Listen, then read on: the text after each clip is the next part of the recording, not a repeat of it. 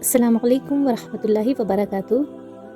सीरत सहाबिया हज़रत उम्मे फ़ज़ल अल्हम्दुलिल्लाहि रब्बिल आलमीन।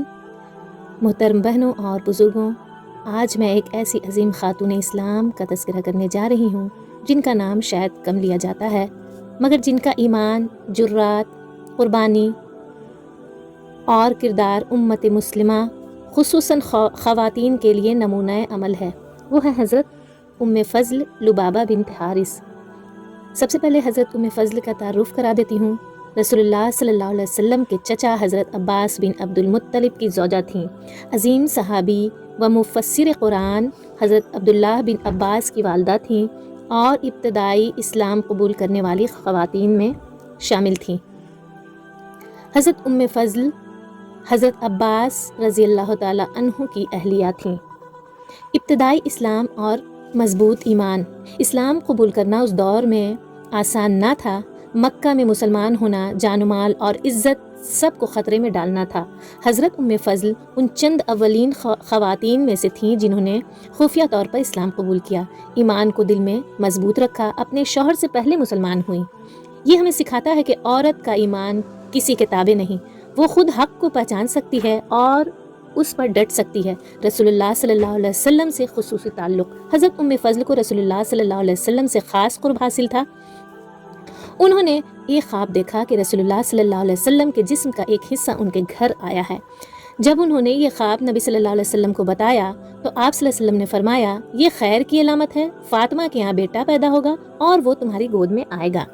चुनांचा हज़रत हुसैन रज़ियल्लाहु ताला अन्हु की वलादत हुई और हज़रत उम्मे फ़ज़ल को उन्हें गोद में लेने की सादत नसीब हुई। ये उनके मुकाम और क़र्ब रसूलुल्लाह सल्लल्लाहु अलैहि वसल्लम की दलील है। बदर के बाद जुर्रात मंदाना किरदार। मोहतरम बहनों, हज़रत उम्मे फ़ज़ल सिर्फ नरमदिल माँ ही नहीं थी बल्कि हक़ के वक्त शेरनी भी थीं। जंग बदर के बाद कुफ़ार मक्का गुस्से और ज़िल्लत में थे।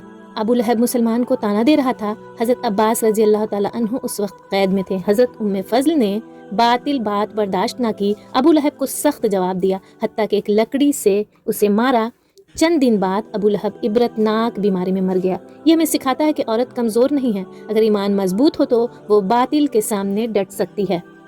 तरबियत औलाद, माँ का किरदार। हज़रत उम्मे फ़ज़ल की सबसे बड़ी पहचान हज़रत अब्दुल्लाह बिन अब्बास रज़ियल्लाहु ताला अन्हु की तरबियत थी।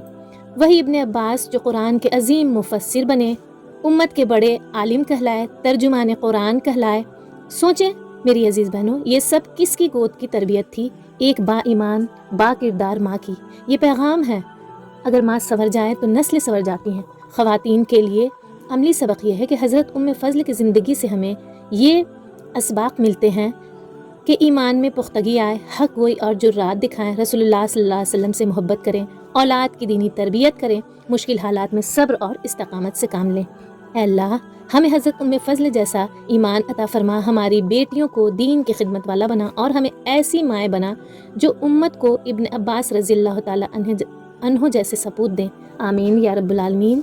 जज़ाकुमुल्लाहु खैरन कसीरा फ़िद दुनिया वल आखिरह। अस्सलामु अलैकुम व रहमतुल्लाहि व बरकातुहू।